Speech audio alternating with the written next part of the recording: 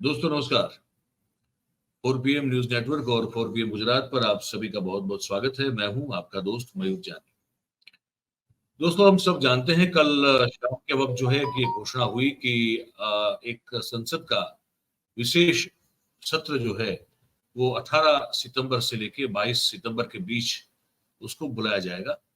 और उसमें बताया जा रहा है कि कुछ 5 जो पिछले इस मानसून सत्र में जो बिल रखे गए थे लेकिन जो पास नहीं हुए थे उसको भी करवाया जाएगा। और साथ में वन नेशन वन इलेक्शन की जो बात है वो वाला बिल भी जो है चर्चा में लाया जा सकता है। ये एक बात चल रही है।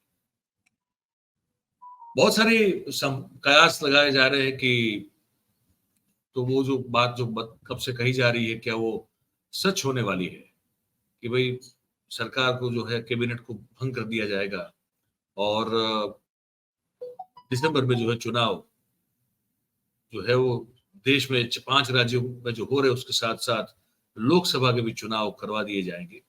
इस पर बहुत बड़ी अब जो है कल शाम से लगातार चर्चाएं चल रही है। ऐसे में हमारे जो बहुत ही वरिष्ठ पत्रकार हैं श्रवण गर्ग साहब, उस श्रवण गर्ग साहब का एक लिखा हुआ आलेख जो है वो उन्होंने मुझे भेजा था तो मेरे ध्यान पे वो आया। मुझे लगा उस पर बात करनी चाहिए। गर्ग साहब बहुत ही वरिष्ठ और अनुभवी और बहुत ही ज्ञानी हम सबके गुरु समान पत्रकार हैं। और वो जो लिखा है उन्होंने आलेख में वो मुझे बहुत ही वो बिटवीन द लाइन जो पढ़ लेते हैं वो वाला मुझे लगा। मैंने कहा उस पर आज बात करनी है। ये चर्चा जो हो रही है कि अब लोकसभा भंग कर दी जाएगी, कैबिनेट भंग कर दी जाएगी और दिसंबर में चुनाव जो है वो ला दिया जाएगा।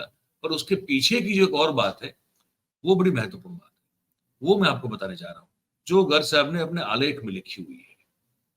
तो मैं वो शुरू करूं उससे पहले आप सबसे एक छोटी सी गुजारिश है कि आप अभी से इस वीडियो की लिंक को आप जितना हो सके उतना आगे अगर फॉरवर्ड कर दे, शेयर कर दे। तो ये जो जानकारी मैं देने जा रहा हूँ ये बहुत महत्वपूर्ण जानकारी है। ये जो आकलन किया है गर्ग साहब ने पूरा वो एक बड़ा बड़ा ही महत्वपूर्ण है। इसको लेकर सोचना समझना बहुत जरूरी है। ऐसी बात उन्होंने लिखी हुई है। तो अभी से जो है इसका लिंक हो सके उतना शेयर कर दीजिए। बस ये छोटी सी आपसे गुजारिश रहती है मेरी, आज अभी भी है। तो गर्ग साहब लिखते हैं अपने आलेख में कि मेरे बिल्कुल सामने खुला हुआ ये वो लिखते हैं कि किसने कह दिया मोदी हार जाएंगे और सत्ता छोड़ देंगे। यहां से उन्होंने हेडिंग दी है, टाइटल दिया है इसका, है ना। एक गर्ग साहब का आलेख है ये। और फिर उन्होंने कहा है कि ये आलेख जो है उन्होंने 1.5 माह पूर्व 14 जुलाई 2023 को लिखा था और संपादित अंशों के साथ जो है पुनः वो जारी कर रहे हैं। और संसद का 5 दिन का जो है 5 दिवसीय विशेष सत्र महत्वपूर्ण घोषणाओं के लिए 18 सितंबर से 22 सितंबर तक आयोजित किया जा रहा है। चर्चा है कि संशोधित महिला आरक्षण विधेयक इसी विशेष सत्र में प्रस्तुत किया जा सकता है। अब यह समझना बहुत जरूरी है। चर्चा वो तो हो ही रही है लेकिन चर्चा ये भी है कि संशोधित महिला आरक्षण विधेयक वो भी इसी विशेष सत्र में प्रस्तुत किया जा सकता है। संसद का यह सत्र देश के जीवन में बड़ी उथल पुथल मचाने वाला साबित हो सकता है। अब ये जो आलेख उन्होंने जो है थोड़ा एडिट करके फिर से उसको जो है एक हमारे सब के लिए जो प्रस्तुत किया है वो मैं आपको बताने जा रहा हूं। गर्ग साहब कह रहे हैं कि बहस बंद कर देना चाहिए कि लोकसभा की 543 सीटों के लिए होने वाले चुनाव में अगर भाजपा को बहुमत प्राप्त नहीं होता है तो मोदी सत्ता से बाहर हो जाएंगे और विपक्ष की सरकार दिल्ली में काबिज हो जाएगी। जनता को विपक्ष से उसके पीएम चेहरे का नाम पता पूछना हाल फिलहाल के लिए बंद कर देना चाहिए। गर्ग साहब आगे क्या बता रहे हैं हम सबको कि मोदी सत्ता नहीं छोड़ेंगे के सिलसिले में जनता को 2-4 घटनाक्रमों पर बारीक से बहस प्रारंभ कर देना चाहिए। इसको फिर से समझ लीजिए। तो ये भी जो एक लॉजिक और टॉपिक चल रहा है कि मोदी सत्ता नहीं छोड़ेंगे, उस सिलसिले में जनता को 2-4 घटनाक्रमों पर बारीकी से बहस का प्रारंभ कर देना चाहिए। अब पहली कौन सी है? प्रथम बात तो महत्वाकांक्षी सेंट्रल विस्टा परियोजना के दूसरे कामों को रोककर सबसे पहले नया संसद भवन तैयार करवाने के पीछे कोई तो जबरदस्त कारण रहा होगा, ये गर्ग साहब ने तर्क रखा है। वो क्या था? दूसरे, यह कि देश का ध्यान इतनी चतुराई से उसके साथ पवित्र सेंगोल अथवा जिसको राजदंड कहा जाता है उस विवाद में जोत दिया गया, इसके पीछे कारण क्या था? और किसी ने पूछा ही नहीं कि नए संसद भवन में लोकसभा में बैठने के लिए सीटों की संख्या 543 से बढ़ाकर 888 और राज्यसभा में 50 से बढ़ाकर 384 करने के पीछे का कारण क्या है, मंतव्य क्या है? आप समझ रहे हैं? ये सब में ध्यान जो है सबका जो है वो भटक गया कि सेंगोल को प्रस्तावित किया, राजदंड को प्रस्तावित किया, उसी दिन जो है महिला पहलवानों को घसीटा जा रहा था, तो उस पर सबका ध्यान गया, लेकिन इस पर नहीं ध्यान गया कि लोकसभा में इतनी सीटें क्यों बढ़ा दी गई, जबकि अभी तो 543 सांसद ही हैं, और राज्यसभा में भी जो है उतनी सीटें क्यों बढ़ा दी गई, जबकि वहां 250 का ही है पूरा मामला। तो ये क्यों हुआ, इसके पीछे क्या कारण है? इन बढ़ी हुई सीटों का 2024 के चुनाव से क्या संबंध माना जाए, ये बड़ा महत्वपूर्ण एक प्रश्न है जो हम सबके मन में उठना चाहिए। आप समझ रहे मेरी बात? ये गर्ग साहब बहुत ही, मैंने कहा ये बहुत ही अद्भुत एक आज की अभी की स्थिति को व्याख्यायित करते हुए उसका बहुत अद्भुत आकलन करता हुआ ये आलेख है गर्ग साहब का, इसलिए मैंने कहा कि इस पर आज बात करेंगे। आगे लिख रहे हैं गर्ग साहब की जो गतिविधियां इस समय मौन रूप से चल रही है उन पर गौर किया जाए तो विधानसभा चुनाव में लगातार हो रही पराजयों के बीच भारतीय जनता पार्टी का अचानक से प्रेम जो है वो देश की महिलाओं की लोकसभा में आरक्षण प्रदान करने के प्रति जाग उठा है। क्या अचंबा नहीं है ये कुछ अचंभित करने वाली बात नहीं है, ये सवाल उठाया है। क्या अचंबा नहीं व्यक्त किया जाना चाहिए कि मोदी सरकार का यह प्रेम जगा है जब नए चुनाव होने जा रहे हैं?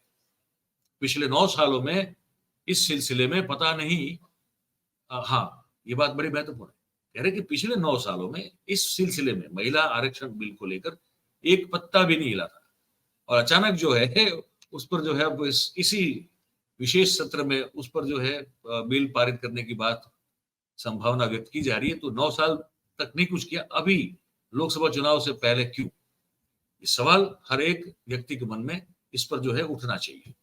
ठीक है, तो कोई तो कारण होगा, कोई कारण तो होगा।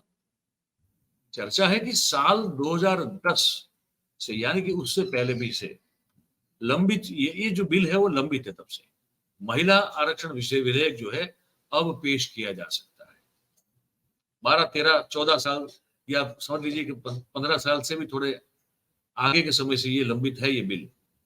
और गौर करने की बात क्या है, तो ये हो सकती है कि क्योंकि ये पुराना विधेयक तब की संसद के अवसान के साथ लैप्स हो चुका है, नया विधेयक जो है वो संभवतः पुराने वाला नहीं होगा महिला विधेयक ही, लेकिन वो जो खाका बना था वो वाला नहीं होगा। यानी कि महिलाओं को आरक्षण दिया जाना तो प्रस्तावित होगा, लेकिन अब वो तो है कि भाई महिलाओं को आरक्षण देना है, वो प्रस्तावित तब भी करना था, अब भी किया जाएगा, पर ना तो वर्तमान की 543 सीटों में से 1/3 पर और ना ही पूर्व में सुझाई गई प्रक्रिया यानी कि आरक्षित सीटों का राज्य या केंद्र शासित प्रदेश के विभिन्न क्षेत्रों में चक्रीय रोटेशनल जिसको कहते हैं उस पर आवंटन किया जाए, उसके अनुसार हो, ये जरूरी नहीं है, ये गर्ग साहब का कहना है। आगे वो बताते हैं कि गणित समझाया जा रहा है कि 2024 में के चुनाव में भाजपा की सीटें अगर कम भी हो गई तो कम हो जाए, पर उसका वोट शेयर जो है वो 2019 वाला ही कायम रहे, तब भी महिला आरक्षण सरकार की सत्ता में वापसी करा देगा। ये यहाँ जो है ये जो मेन पॉइंट आ रहा है, अब यहाँ पे आ रहा है। गर्ग साहब का ये मानना है कि गणित ये समझाया जा रहा है कि 2024 के चुनाव में मान लीजिए कि भाजपा की जो सीटें हैं वो 2019 के मुकाबले कम हो जाए, लेकिन वोट शेयर जो है, वोट शेयर वो शायद उतना ही रहेगा, ये माना जा रहा है। तो अगर ये भी रहा तो फिर ये जो प्रस्तावित महिला आरक्षण बिल है वो सरकार की सत्ता में वापसी करा देगा, ऐसा एक गणित बताया जा रहा है। कैसे कैसे बताया जा रहा है? तो बताया जाता है कि 543 सीटों पर तो चुनाव पूर्व रूप से जो होते थे वैसे ही होंगे, ठीक है, पर लोकसभा में महिलाओं के लिए 280 नई सीटें जोड़ दी जाएगी और इन 280 सीटों पर चुनाव नहीं होंगे। आप समझ रहे हैं? वो जो सीटें है उस पर चुनाव नहीं होंगे, वो नियुक्तियां होंगी। वो किस तरह से होंगी वो आगे सुनिएगा।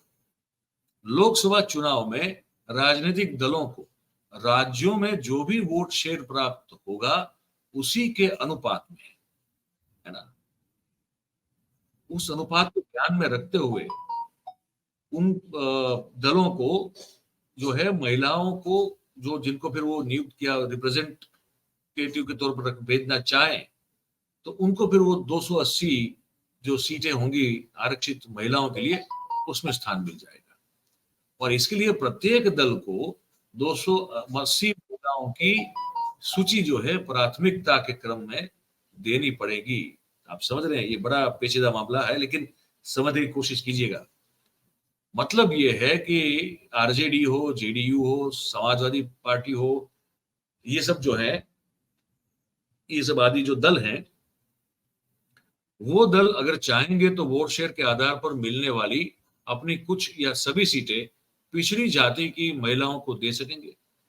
अब स्मरण दिलाया जा सकता है कि पिछले विधेयक, ये जो पहले जो लैप्स हो चुका है उसकी बात कर रहे हैं, पिछले विधेयक का सबसे मुखर विरोध वो लालू यादव ने, राष्ट्रीय जनता दल के जो मुखिया है, और नीतीश कुमार ने जो जेडीयू के मुखिया है, उन्होंने ये किया था कि पिछली जाति की महिलाओं के हितों को मुद्दा बनाकर इसका विरोध कर दिया था। आप समझ रहे हैं?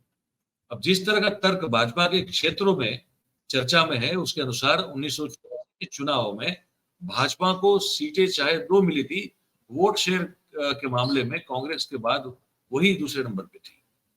कांग्रेस का 404 सीटों के साथ वोट शेयर 49.10% था, जबकि भाजपा को सिर्फ 2 सीटें मिली थी, लेकिन उसके बावजूद भी उसका जो वोट शेयर था वो 7.74% था।